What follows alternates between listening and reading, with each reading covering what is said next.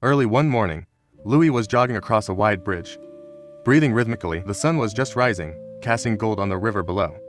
He slowed when he spotted a beautiful lady in flowery gown standing at the edge. Clutching the railing, tears glistening in her eyes. "What the?" Louis whispered to himself.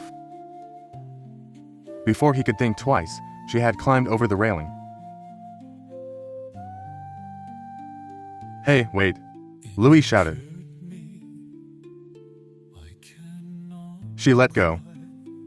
Louis lunged forward, grabbing her wrist just in time.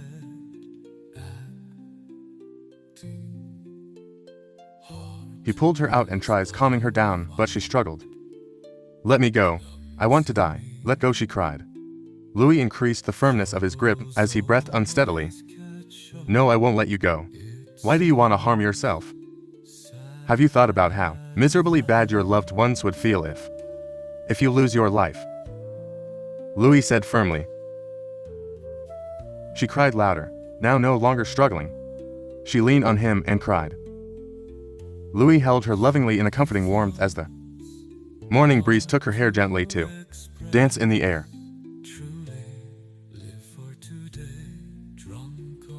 Later on, they began walking away. Louis, with unconcealed curiosity in his eyes, asked why she wanted to kill herself. She told him how painful the struggles of life has been. But she refuses to tell him the main reason she wanted to commit suicide. Louis knew nothing about her, so he could only believe whatever she says. As they walked on, he initiated conversations to cheer her up, going from complimenting her beauty to cracking jokes of how Earth would have lost such an angelic beauty if he hadn't shown up. To the girl, meeting Louis was just an accident she wouldn't want to happen again. While to Louis, this was the beginning of his love story. A story he never knew would turn out to be a hate story. Next scene shows Louis's apartment. He is seated in a dimly lit room, typing on his computer. The soft glow of the screen illuminated his focused expression as he peered into the monitor like there was a magic world in it others didn't know about. Of course, it was work keeping him so engrossed. Mason, his private investigator, enters quietly and clears his throat to announce his presence. "Sir, I've got some updates," Mason said. Louis looked up, slightly startled. "What is it?" "It's about the incident 2 years ago," Mason said. "I found evidence that your drink was drugged." Louis paused, his expression darkened. "Are you sure?" he voiced. "Yes." "The lab results confirm it." "Someone slipped something into your drink," Mason reiterated. Louis clenched his jaw and asked, "Did you find out who did it?" "Not yet. But I'm still looking into it." About the girl you got involved with." Mason hesitated. Louis cuts in. "Have you found her?" "Not yet. I'm still working on leads. I found out something about the girl." "What did you find?" Louis voiced almost immediately. "She was a fresh graduate from Glenda College then." Mason said. Louis stared unsatisfactorily. He wanted to hear more. "Okay, what about the girl, the one I saw at the bridge? Have you been able to locate her?" "Not yet. I have someone stationed at the bridge. He said he hasn't seen any lady trying to jump off, only pedestrians," Mason said. "All right," Louis said dismissively. "Keep looking. That's all for now." Mason nods and exits, leaving Louis in the dim light, his mind racing. Next scene shows Nina's bedroom. She is seated on her bed, looking distraught, her mother standing beside her, concern etched on her face. "Nina, why didn't you tell me about the breakup?" her mother asked. Nina, irritated, "Mum, it's not exactly news. Just another man who can't handle the truth." "What truth, sweetie?" Her mother sits. Nina looks away, voice cracking. "You know already, the truth that I was raped, that I'm damaged goods now." Her mother hugs her tightly. "Oh, Nina, you're not damaged. You're still the same person." Nina cries, "He called me public food, Mum, said he doesn't eat food that's been touched by others." "I'm so sorry, baby. That's not about you. It's about him and his issues." Her mother said, consoling her. Nina, between sobs, said, "It's just so hard, Mum. The stigma, the shame. It's all so suffocating."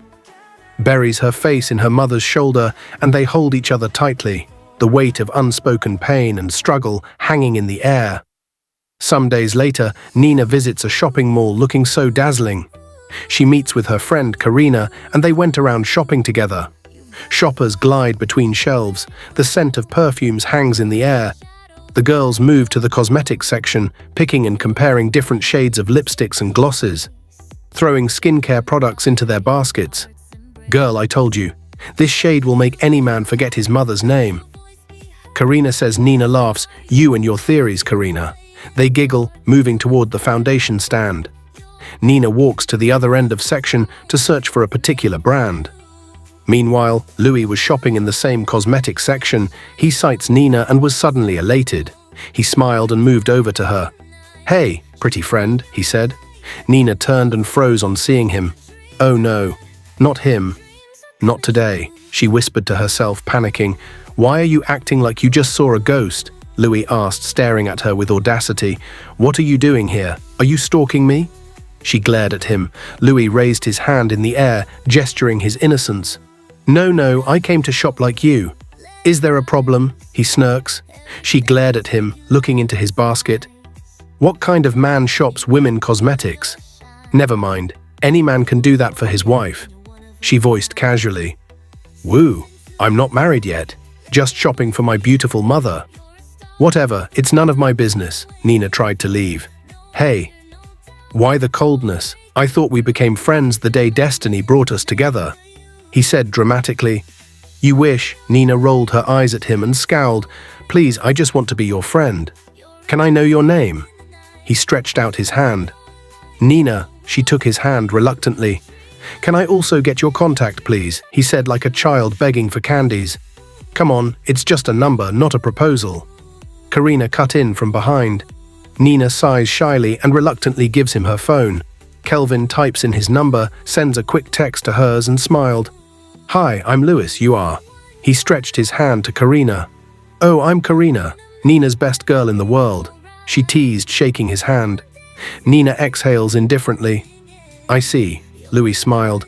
"More like destiny brought me here, don't you think?" he said to them. Nina rolls her eyes slightly, trying to keep her cool. "Destiny doesn't usually shop for foundation." "Does it?" she blurted. Karina chuckled. "Who says it doesn't? What does it use to beautify people's life if not foundation? The same one you ladies use to beautify your faces. At least Destiny has good taste." Louis teased. Karina laughed. Nina smiled against her will. "Then what do you think Destiny uses on those whose lives he makes ugly?" Nina gazed into his face. I think it's same foundation. Perhaps Destiny applied too much that the makeup became ugly. All the person needs is someone who will help them wipe off the heavy makeup on their faces and apply a light, beautiful one." "May I help you do that?" he said, giving out his hand. Nina and Karina burst into a raucous laughter. "You're funny." "She never told me you were funny," Karina said. Nina glares playfully at Karina. Louis smiled at Nina. "You didn't?" "I'm hurt. I thought I left an unforgettable impression." "Oh, you did? Just not the kind you want?" Nina blurted, trying not to laugh. He chuckled, undeterred. "Then let me try again. I promise I've improved since whenever that unforgettable moment was." Nina can't help but smile. Karina whispered to Nina, "He's cute. If you don't want him, I'll collect him myself." Nina swats her arm. "So what brings you both here? Lipsticks or heartbreak cures?" He smiled. "Perfume, because it's the only thing that should linger after someone leaves." Nina blurted. "Ouch, I'm gonna need a doctor after that one." He held his chest dramatically as the ladies laughed. "Okay, we got to go. We're done shopping. You can continue shopping for your mother." She rolled her eyes at him and dragged Karina along with her. Louis kept staring until we were out of sight. That night in Nina's room, she lay on her bed, scrolling through her phone. She replayed their conversation with Louis in her head, smiling unconsciously. She grabs her pillow, laughing softly to herself. He's annoying, but kind of cute. Maybe fate does shop for foundation after all. She smiled and suddenly frowned, remembering her past relationship. He won't stay after all, she voiced sadly, and closed her eyes to sleep. After some minutes, she was already fast asleep. The next evening in Nina's room. The lights are dim. Her room glows in warm gold from a bedside lamp. Nina sat cross-legged on her bed, staring at her phone. The screen lights up, a message from Lewis. "Hey, Miss Perfume. Did destiny choose your scent tonight?" Nina smiled, shaking her head. "Still trying to be funny, I see." She texted back, "Not trying. I am. Admit it, you missed my jokes." Nina laughed softly. "You're delusional." "Maybe. But it's the kind of delusion that makes you smile at your phone at 10 p.m. Nina looks up, caught off guard, smiling despite herself. "Okay, fine. Maybe I smiled. Just once," she defended. "That's progress. Next, I'll get you to laugh. Then dinner. Then maybe world peace." She awed out loud, "You're impossible." "And you love that?" He texted, she typed, then paused. Her smile faded slightly as a shadow crossed her face, a memory flickering behind her eyes. Her past, the reason she kept walls around her heart. "No, I can't fall again. Not this time," she whispered to herself. Her phone buzzed again. "Hey, you still there?" Louis texted. Nina texted, "Yeah, just thinking. About me, I hope." Chuckled softly before texting, "Maybe." "Good. Because I can't stop thinking about you." She blushed and hid her face with a pillow. Some nights later, Nina was sprawled on her bed as she lingered on a phone call with Louis. Louis was sitting on his bed in his apartment, his face glowing in the dim light as he heard her talk about her dreams and fears. Their messages became longer, deeper, more honest. "I don't trust people easily anymore," Nina said calmly. "That's okay. I'm not asking for your trust, just your time. The rest will follow." Louis said, her eyes soften. "You're different, Louis. Different is good, right?" "It's scary," Nina voiced. Louis hesitated. "Then let's be scared together. I noticed we have a lot in common. Can I take you out for dinner on Friday so we can bond more?" His voice was a bit shaky here. Nina noticed his nervousness and laughed quietly. "I'll give you a reply tomorrow," she said, acting indifferent. Nina walked in upscale restaurant looking very dazzling. She dragged eyes and heads off their owners as she moved gracefully, her long hair cascaded over her shoulders. She looked nervous, yet breathtaking. Candlelight glowed across elegant tables. At a corner table, Louis stands up wearing a grey tuxedo, eyes lighting up as she approached. "Wow, I thought you said you'd keep it simple," Louis said, stunned, eyes glued to her. Nina smiled shyly. "This is simple. The complicated part is deciding if I should have come. Trust me, I'm glad you did." He pulled out her chair. She sat. They exchanged a long, charged look, warm and uncertain all at once. Louis started confidently. "So tell me what's hiding behind that smile, a girl trying not to fall too fast." Nina said immediately, looking right at him. "Then I'll try not to make you fall. Just walk beside you until you're ready." He voiced, gazing into her eyes. Nina looked down, her heart melting a little. "You're saying all the right things, Louis." "That's because they're true," he said, still holding a gaze. Silence. The good kind. The kind that hummed with something new and fragile. A waiter approached with a tray of wine. Kelvin raised his glass, toasting to the girl destiny kept bringing my way. Nina smiled and clinked her glass softly against his. To destiny and maybe something real. She sang. They sip, eyes locked. The world faded away. Every love story begins with a little courage. Nina went home feeling more scared than ever. She was scared she was already falling for Louis. She was scared of the same ugly pattern repeating. She was scared of holding so tight what will eventually fly away. She stood in front of the mirror, gazing widely at herself inside the glass. A voice told her she would never be whole despite her beauty. It reiterated that the part of her she lost cannot be recovered. She grimaced, gnashed, moved away to the bed. Her phone lighted up again and again. Louis calling. Nina stared at her screen with tears in her eyes. She pressed decline. He's kind. Too kind, and I can't let kindness fall apart when it touches me. She opened her phone settings and blocked his number. The screen went dark. Silence. She gnashed again, the pain eating her up from within. She couldn't hold back her tears any longer. It flowed, profusely. 2 days later, Louis was already going crazy trying to reach Nina. Even at work, his phone is always in hand, dialing again. unsent messages on his screen. "Are you okay? Did I do something wrong?" He used his second line to call. Nina picked. "Hello," she sang. His voice seemed redeemed. "Nina, it's me, please. Tell me what I did. Stop ignoring me. We can talk things." Nina cut the call immediately and blocked the line. A week later, on a late afternoon, Louis went to visit a friend. By the time he was done and coming out of the friend's store, he sighted Nina walking out of a small grocery store opposite him, across the road. He drove over immediately, not wanting to miss his chance. He trails her from behind as she picks some items.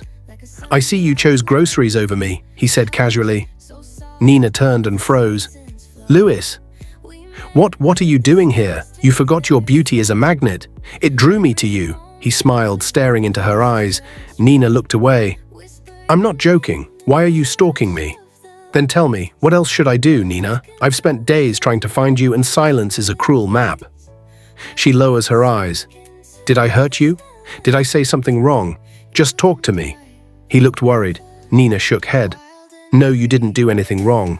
That's the problem. You're perfect. Then why are you running from me?" She trembled. "Because if I don't run now, I might never be able to." She tried not to look at him. He stepped closer. "Then don't. Stay. Whatever it is, we can handle it." Her voice cracked. "You don't understand. There's a part of me no one wants. Try me. Nina, I want every part of you." There was silence. Nina's eyes filled with tears. 2 years ago, someone took something from me, something I'd saved for love, for marriage. I was attacked by an unknown person. I was raped. I was violated. It wasn't my choice. After that night, everyone saw me differently, like I was marked. My boyfriend then left, and when my last boyfriend discovered I was raped, he broke up with me. It really broke me. That is the reason I wanted to jump off the bridge that day. I learned that people love until the story gets ugly. Louis's eyes darkened with pain. He reached out, stopped midway. Nina continued, "So you see, you deserve someone whole, not someone still trying to remember how to breathe." Louis held her soulfly. Wholeness isn't about what was taken, it's about what survived. Nina looked up, startled. "I don't love you for your past, Nina. I love you because of your strength, your laughter, the way you see light even when it hurts to open your eyes. To me, you're still pure. You always will be." She shook her head, sobbing now. "How can you say that?" She muttered, tears rolling, "Because love isn't about proof, it's about presence. And I'm not leaving." He took a step closer. She collapsed into his arms, crying against his chest. He held her tightly, whispering into her ears, "I'll always be here." "Thank you, Louis." She looked into his eyes. He brushed her nose playfully and grabbed the groceries from her. "Let me take my princess home, can I?" He sang. "Okay, Prince." Nina chuckled. They moved towards Louis's car and drove off. The next day in Louis' apartment, Louis was working from home. He couldn't concentrate. His face was pale with worry. He couldn't stop thinking about Nina and the sexual attack she encountered 2 years ago. "Why does my heart feel like it's hiding something?" he muttered to himself. He took a deep breath and dialed Mason's number. "Mason, it's me. I need you to look into something. A woman named Nina. 2 years back, there was an incident that changed her life. I just need to know what really happened, who hurt her." "That's a sensitive request, sir." "Are you sure?" Mason said from the other end. "Yes. Just handle it quietly, and fast." He hung up, rubbing his forehead. "Please God, let it not be what I think."